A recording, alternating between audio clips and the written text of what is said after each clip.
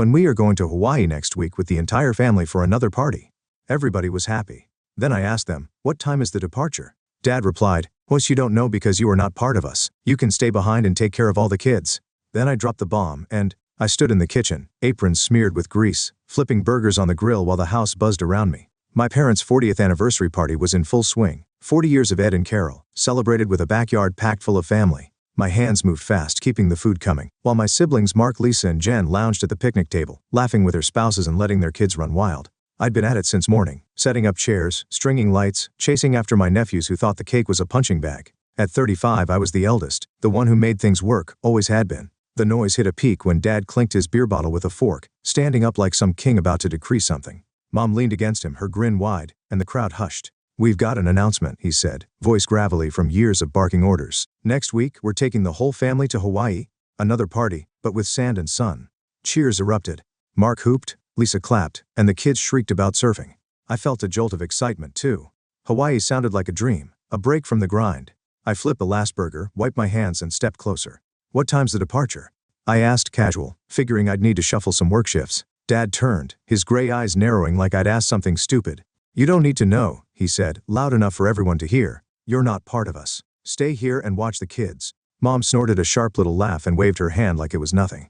My stomach dropped. The table went quiet for a beat, then Mark muttered something about flights and the chatter picked back up. No one looked at me. No one cared. I stood there, spatula still in hand, heat creeping up my neck. After all I'd done, years of fixing their messes, working construction to pay their bills when Dad got laid off, babysitting so my siblings could live their lives, they didn't even see me as family. I tossed the spatula onto the grill, grabbed my jacket from the porch and walked out. Lisa called after me. Felix, you okay? But I didn't stop. The screen door slammed behind me and I was gone, boots crunching gravel to my truck. I drove to my apartment, a cramped one-bedroom littered with reminders of them, tools from helping Dad rebuild the garage, a toy car one of Jin's boys left behind. I sank onto the couch staring at the wall, 35 years old, and I'd given up everything: college, travel, a life for them. And I got that in return. A nobody, a babysitter. The anger boiled up hot and fast, but underneath it was something else, tiredness, bone deep.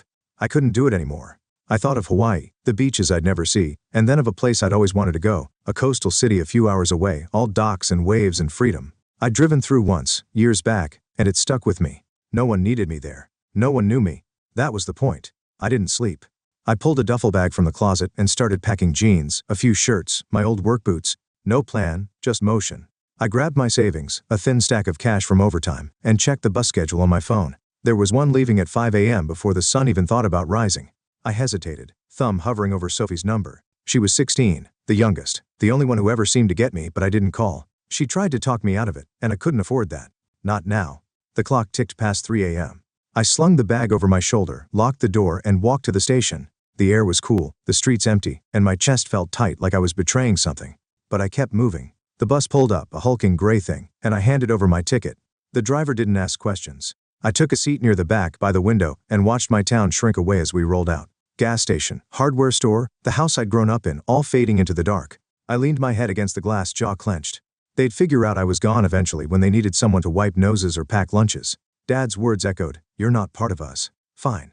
If I wasn't part of them, I'd be part of something else, something mine. The bus rumbled on, carrying me toward a city I barely knew, and for the first time in years, I felt awake. Scared, yeah, but awake.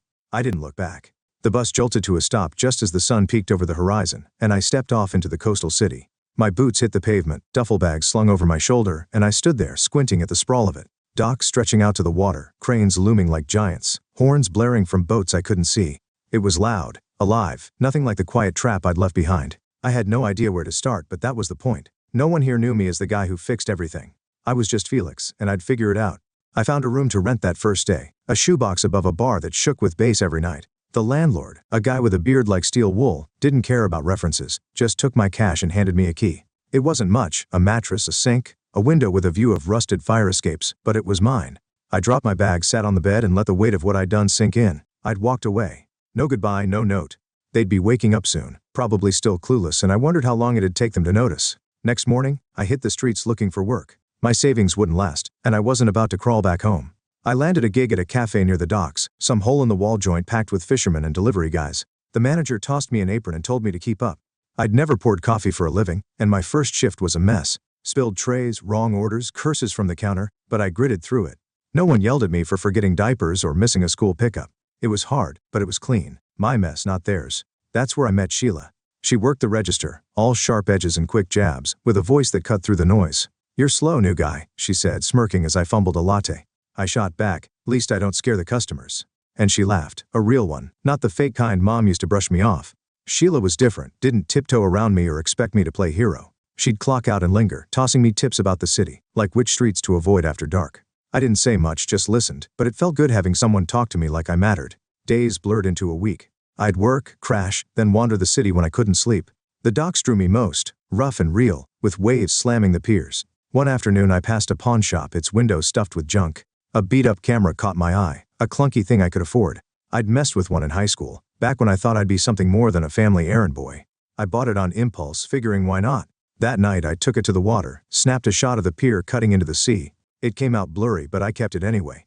Felt like a piece of me waking up. Back home they still hadn't called. I pictured them, Dad barking about luggage, Mom fussing over sunscreen, Mark and Lisa arguing about who'd drive to the airport. Sophie might have noticed I wasn't there. She was sharper than the rest, but no one reached out, and I told myself I didn't care. I was free, building something even if it was shaky. Then late one night, my phone buzzed. Sophie's name lit up the screen. I hesitated, thumb hovering, then answered, "Felix, where are you?" Her voice was small, worried. "Mom's freaking out about the trip and you're just gone." I leaned against the sink, staring at the cracked tile. "I had to leave, sophomore. I couldn't stay." She went quiet, then said, "They're mad, but I miss you. Come back, please." My chest tightened. She was the only one who'd ever asked me how I was, the only one I hated letting down.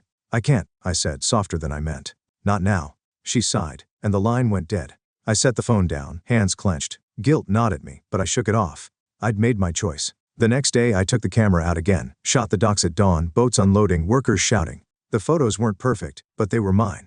Sheila caught me fiddling with it at work, raised an eyebrow.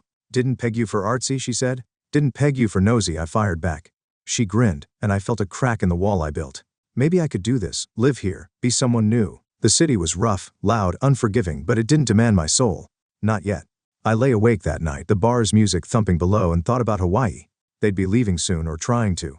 I wondered if they'd even miss me when the kids needed wrangling. Probably not. But I had this, the camera, the job, a start.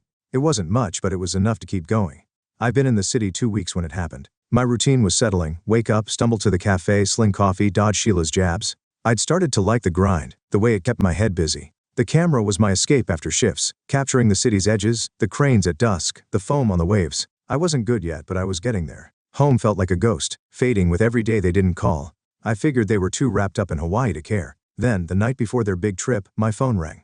I was in my room, sprawled on the mattress, scrolling through shots I'd taken that day. The number flashed, Dad. My gut twisted. I almost let it go to voicemail, but something made me pick up. "Felix, where the hell are you?" His voice was all gravel and edge, like I'd skipped a chore, not left my life. "The kids need watching tomorrow and you're AWOL. What's this about?" I sat up, gripping the phone tighter. 2 weeks, and this was why he called, not to check on me, but to demand I play babysitter again. I took a breath, felt the anger I'd buried clawing up. "I'm not there," I said, slow and hard. "I left. You don't get to tell me what to do anymore." He sputtered, "What's that supposed to mean? We're leaving for Hawaii, and you're pulling this?" That's when Mom jumped in. I heard her snatch the phone, her tone sharp as a blade. "Felix, you're being selfish. After everything we've done for you, this is how you repay us." "Everything they've done?" I almost laughed. Years of me propping them up, fixing the roof, bailing Mark out of debt, watching their grandkids, and she had the nerve to flip it. I stood pacing the tiny room, words I'd held back for decades spilling out. "Repay you? I've been your doormat since I was 18. Skip college to pay your bills. Work my hands raw so you could sit pretty. And you tell me I'm not part of you? I'm done. Handle the kids yourselves." Mom gasped, then snapped, "Ungrateful. That's what you are. You'll regret this." Dad growled something in the background, but I didn't wait. I hung up, slammed the phone on the sink, and stood there chest heaving. My hands shook, but I felt lighter, like I'd finally cut a rope that had been choking me. I didn't sleep much after that. I kept picturing them. Dad cursing, Mom rallying my siblings to guilt me back. By morning, Sophie texted, "Trip's a mess. No one knows what to do with the kids. They're fighting bad." I stared at it, imagining the chaos. Mark yelling at Lisa, Jen whining about canceled plans, Dad refusing to budge. They'd built their world on me being there, and now it was crumbling. "Good. Let it." I didn't reply. Work was a blur that day. I poured coffee, burned my hand on the steamer, barely heard the orders. Sheila noticed, elbowed me as she rang up a guy in a fish-stained jacket. "You look like you punched someone. What's up?" I shrugged, muttered, "Family crap." And she didn't push. But after our shift, she cornered me by the lockers. There's a photography class tonight. Friend of mine runs it. You should come. Get your head straight. I didn't feel like company, but her grin was hard to argue with. Fine, I said, grabbing my camera. The class was in a warehouse. A dozen people with tripods and fancy lenses. I felt out of place with my pawnshop junker, but the guy leading it, a wiry dude named Paul, didn't care. He talked about framing shots, seeing stories in the mundane. We went out after, shot the docks under streetlights. I got a decent one. 2 workers unloading crates, shadows stretching long. Paul nodded at it, said, "You've got an eye. Keep going." It wasn't much, but it stuck with me. I'd never been good at anything that wasn't for them. That night, I lay awake, the bar downstairs thumping as usual. Sophie texted again. They canceled Hawaii. Dad won't pay for sitters, and no one's stepping up. I smirked, picturing their faces, Mom's pout, Dad's red-necked fury. They'd assumed I'd cave like always. But I was here building something. The camera sat on my pillow, a weight I liked. I thought about Sheila, the way she didn't treat me like a ghost, and Paul's words about seeing stories. Maybe I could be more than their grunt. I got up, scrolled through my photos, peer, workers, a goal mid-flight, snapped them without anyone telling me where to stand or what to fix. The phone buzzed again. Sophie, I wish you'd call. I wanted to for her, but not yet. She'd understand someday. I set the phone down, picked up the camera instead. Tomorrow, I'd shoot the waves at dawn. They'd crash whether my family figured themselves out or not. And I'd be there, not holding anyone's mess but my own. I'd been in the city 3 months when Dad showed up. By then, I'd carved out a rhythm, cafe shifts, late nights with a camera, a life that didn't revolve around anyone else's demands. The room above the bar still shook with noise, but I've gotten used to it, even liked how it drowned out my thoughts. Work was steadier now. I could whip up a latte without cursing under my breath. Sheila had become a fixture, always around with her quick jabs and ideas, like the photography class that had turned into a weekly thing. I'd started a portfolio, shots of the docks and the people who work them, raw stuff Paul said could go somewhere. I was beginning to believe him. That day I was behind the counter, wiping down the espresso machine when the door swung open, and there he was. Dad, gray hair thinner, shoulders hunched, same scowl I'd known since I was a kid. My hands froze mid-wipe. He scanned the place, locked eyes on me, and marched over like he owned it. Customers glanced up, then away. Sheila raised an eyebrow from the register but didn't say a word. "Felix," he said, voice low and rough. "We need to talk." My jaw tightened. I hadn't heard from him since the call, since Hawaii fell apart.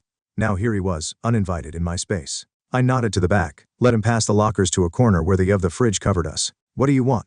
I asked, crossing my arms. He shifted, uncomfortable like he wasn't used to me standing tall. "You took off," he said. "Left us in a mess.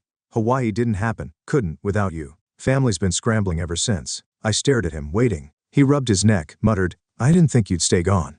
Look, I'm sorry it came out like that at the party. Come back. We need you." His eyes flicked up, expectant, like that was enough to erase it all. I laughed, short and bitter. "You need me? That's why you're here. Not because you give a damn, but because your trip flopped and the kids are a hassle." He bristled, face reddening. "Watch it, boy. We raised you, raised me." I cut in, voice rising. "You leaned on me. I was 18 when I started paying your bills. 25, when I rebuilt your garage for free. 35 when you told me I wasn't family. I'm not your fix anymore." He opened his mouth, then shut it, fists clenching. For once, he didn't have a comeback. I took a breath, stepped back. "Sit down," I said softer. "Have a coffee." He hesitated, then sank into a chair by the window. I grabbed 2 cups, poured black, no cream, how he liked it, and sat across from him. He stared at the mug, then at me. "What's this?" He grunted, nodding at the camera slung over my shoulder. I slid it onto the table, flipped through the screen, shots of the pier, a fisherman hauling nets. "Something I'm doing," I said. "For me." He squinted at them, silent, then pushed the camera back. "Didn't know you were into that," he mumbled. "You never asked," I shot back. We sat there, awkward, sipping in silence. I didn't know him this, but I wanted him to see it. See me, not the guy who'd always say yes. He finished his coffee, stood. "Think about it," he said. "Doors open?" I shook my head. "I'm staying." He nodded, slow, like he'd expected it but didn't like it. Then he walked out, boots heavy on the floor, and I watched him go, a knot in my chest loosening. Sheila sidled up after, leaning on the counter. "That your old man?" she asked. "Yeah," I said, scrubbing a mug harder than I needed to. "He's a piece of work." She smirked. "Looked like you held your own." "Oh, class tonight? Paul's got a friend with a gallery. Bring your stuff." I grunted a yes. Mine's still spinning. Dad's visit shook me, but it didn't break me. I'd built something here, and he couldn't take it. That night I went to class, showed Paul my portfolio. He flipped through it, tapped a shot of a wave crashing over the rocks. "This one's got guts," he said. "Gallery's doing an exhibit, small, local. You should enter." I froze. Me in a gallery? But Sheila grinned. Punched my arm. "Told you. Do it." I nodded, half dazed. Later, I sat in my room, photos spread out on the bed. I picked a few. The wave, the fisherman, an old shot of the family from the anniversary, faded and creased. Roots and wings, I'd call it. Past and present, tangled but separate. Sophie texted as I packed them up. Dad's quiet since he got back. Said you're different. I typed back, I am. She didn't reply, but I didn't need her to. Dad's shadow had come and gone, and I was still standing. The exhibit was a shot, my shot. I wasn't going back, not to who I'd been. I grabbed my camera, headed for the door. Tomorrow I'd shoot the docs at sunrise. They'd keep moving, and so would I. The gallery night crept up fast and I wasn't ready. 3 months ago, I'd been pouring coffee and dodging family guilt. Now I was pacing a warehouse turned art space. My photos pinned to the walls. It was a small gig. Local folks chipped paint, folding chairs, but it felt huge. My portfolio was up there. The fishermen hauling nets, the waves smashing the rocks, and that old shot of the family from the anniversary, all edges in tension. Roots and Wings, I'd called it a name that stuck in my head after Dad's visit. Sheila had pushed me to do it. Paul had nodded it through and here I was, palms sweaty, waiting for people to show. The place filled up quick. Dock workers in clean shirts, artsy types with glasses, a few regulars from the cafe. Sheila rolled in, grinning, dragging a couple friends from class. "Look at you, big shot," she said, punching my arm. I smirked, muttered, "Shut up," but I was glad she was there. Paul worked the room, shaking hands, pointing folks to my stuff. I hung back by the wall, watching strangers squint at my shots. A guy in a flannel stopped at the wave photo, nodded slow. "Caught the power in that," he said, then moved on. I didn't know what to say, so I didn't. But it hit me. I'd made something they saw. The night blurred by. People milled around, sipping cheap wine, talking louder as the hours ticked on. A woman with a clipboard, some gallery friend of Paul's, bought the fisherman shot right off the wall. $50. First money I'd ever made off a picture. I stuffed the cash in my pocket, half expecting it to vanish. Sheila toasted me with her plastic cup, said, "Told you had it." I shrugged, but inside I was buzzing. This was mine. Not a favor, not a fix, just me. No one from home was there to see it, and that stung a little, but it didn't ruin it. Later, I stepped outside for air, the noise fading behind me. The city hummed horns, waves, a drunk yelling down the block. I leaned against the wall, thinking about how far I'd come. That bus ride out of town, the call with Dad, the coffee I'd poured him, they felt like years ago, not months. My phone buzzed in my pocket. "Sophie." I opened the text. "Heard you're doing good. Dad and Mom are trying Hawaii again, taking the kids this time. Weird without you." I stared at it, picturing them. Dad grumbling about luggage, Mom hurting the grandkids, Mark and Lisa probably still mad about the first flop. They'd figured it out or close enough. I typed back, "Glad they're going. I'm good here." She sent a thumbs up and that was it. I didn't feel the pull to go back anymore. Sophie's words used to twist me up, make me second guess leaving. Not now. They'd moved on and so had I. The gallery doors swung open, Sheila poking her head out. "You hiding? Come on, Paul's wrapping up." I followed her in, caught the tail end of him thanking everyone. He nodded at me, said, "Felix's work's got something real. Keep an eye on him." A few clapped, and I ducked my head, not used to the attention. It was over quick, and I helped stack chairs, the buzz still humming under my skin. When the place emptied, I grabbed my camera and headed out. It was late, but I wasn't tired. I walked to the shore, the city thinning behind me till it was just me in the water. Dawn was close, the sky graying, the waves restless. I set up my tripod, framed a shot, a single wave cresting about to break. I clicked the shutter, held my breath as it crashed. The screen lit up with a sharp, alive mind. I sat there on the rocks watching the light spread and felt something settle. Not peace exactly, but close. I thought about the family shot on the gallery wall. Dad's scowl, Mom's forced smile, me in the back, half cut off. It'd always be part of me, that life, those years I gave them. But this, the camera, the city, the wave, was what I'd chosen. They were in Hawaii by now or on their way, and I didn't resent it. They built something without me, and I built this. Ties were still there, frayed and thin, but I didn't need to mend them. Not yet. The sun broke over the horizon, and I packed up, boots crunching on the gravel. I'd head to the cafe later, sling coffee, maybe show Sheila the shot. Paul had mentioned another exhibit, and I was already thinking about what I'd shoot next. The city stretched out ahead, rough and loud, and I walked into it. Camera slung over my shoulder. I wasn't the guy who left anymore, or the one who stayed too long. I was just Felix, and that was enough. If Felix's journey hit home for you, drop a like and let me know in the comments. What's the moment you broke free and chose yourself? Subscribe for more stories like this, and hit that bell so you don't miss the next one. Thanks for listening. See you in the next story. Thank you for watching. Like, share, and follow.